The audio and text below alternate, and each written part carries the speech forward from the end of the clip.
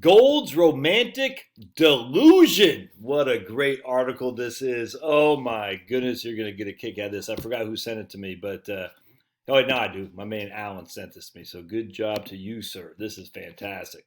From assetbuilder.com. I think that's what's the name? Scott Burns' website, if I'm not mistaken. So let's read this. This is fantastic, man. This is how an article should be written right here. Anecdotal evidence, a story behind it, and also the numbers too. This is how you write good stuff, by the way. All right, so unlike my own books.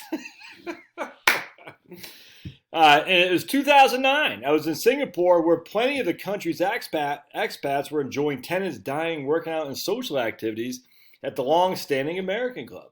First established in 1948, its doors have been open for 72 years. As with any well-run establishment, they kept money in their coffers to cover future costs. But unlike plenty of other clubs, they invested much of that money like a college endowment. However, when stocks crashed in 2008 and 2009, committee members expressed concern as the club's account shrank. One vocal member said they should put everything in gold. I cringed at that time. The ancient Egyptians were among the first to covet gold in roughly 3100 BC. Since then, it has been used in dentistry, electronics, and most prolifically, jewelry. It's the go-to material for almost everyone's wedding band. Look, I got gold. I think it's gold. Might be a 25-cent machine of wedding rings. As an investment, some people see it as solid as a rock, till death do us part. Perhaps that's why it's so doggone romantic. But gold isn't a stable spouse. In fact, it's more like an angry bird that just jumps up and down. Year to year is more volatile than stocks. For example, over the past 48 calendar years, gold's price dropped 18 times, where stocks dropped 11. And when gold fell, it often crashes hard. It plunged 24.8% in 75, in 81, 32.6, 16.31, 83, before tumbling 19.38, 84. 88, it dropped another 15%, 97, 21, 2013 to 28.37.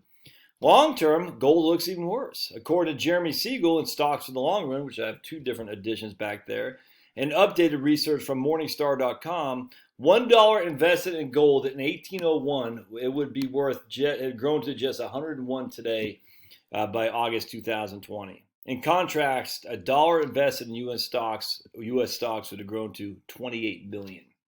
But gold keeps up with inflation, Josh. Gold's a hedge against inflation, don't you know? Sorry, that's just me. It's just me. Remember, Pablo, you hear him, so you got to paw the like button. Sorry, Pablo, stop. It's just me. I banged the table. It makes him mad. So again, gold, $1 invested in gold is worth $101 by the August, and $1 invested in the U.S. stocks would be worth 28 million today. Nuts.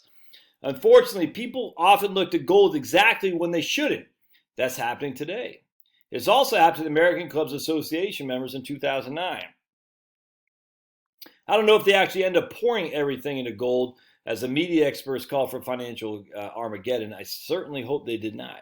Since 2009, stocks have gained more than twice that as gold, and stocks did so with fewer calendar year declines. When gold looks like a savior, it usually disappoints. For example, if stocks fell hard in 73 and 74, Nixon was mired in Watergate, we feared a nuclear war with Russia, and inflation hit double digits. These were uncertain times. Plenty of people rushed into gold like lemmings for a cliff. Then gold plunged nearly 30% over the next 2 years. By comparison, U.S. stocks grew by almost 69%. Few people expected that. Gold was also popular in 1980. With the U.S. in recession, gold bugs thought this made a lot of sense. Unfortunately, running for the golden bunker didn't end well. If someone invested $100 in gold, 3 years later, it would have plunged to $46. Meanwhile, U.S. stocks gained 54% over that same time. There goes your argument, gold is a hedge against inflation. This year, gold is popular once again because it gained 33% so far until August 7, 2020. But according to a guy over at, or a lady, Campbell, over at Duke, gold still hasn't beaten inflation since hitting peaks in January 1980 and August 2011. It has not hedged against inflation. That doesn't mean it won't. It could continue to rise for another year or two, but it could also plunge tomorrow. Unfortunately, too many investors believe they can time its moves. They dream of jumping in before it rises and jumping out before it falls. Others will claim, as people always do, this time is going to be different. Those are dangerous words, however delusional or romantic. And there you go. U.S. stocks, 1980 till today. If you had $10,000 in U.S. stocks, assuming it's the S&P 500 in 1980, what's that? 40 years. Yeah, is worth $761,000 today. $10,000 invested in gold is worth $36,000.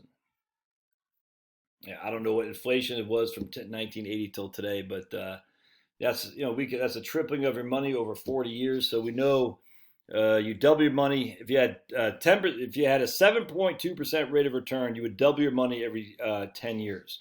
So if we had 7.2, it'd be in 1990 it'd be worth 20,000. 2000 would be worth 40,000. 2010 would be worth 80,000, and 2020 would be worth 160. So just having a 7.2% rate of inflation would be worth 160. So yeah, it's probably been a rough about the rate of inflation, I imagine. It's a pretty good article, man. Appreciate you sending that to me, Alan. So there you go, man. That's all the proof you need, in my opinion. Look, having some gold on the side always makes sense because it does go back to the biblical, man.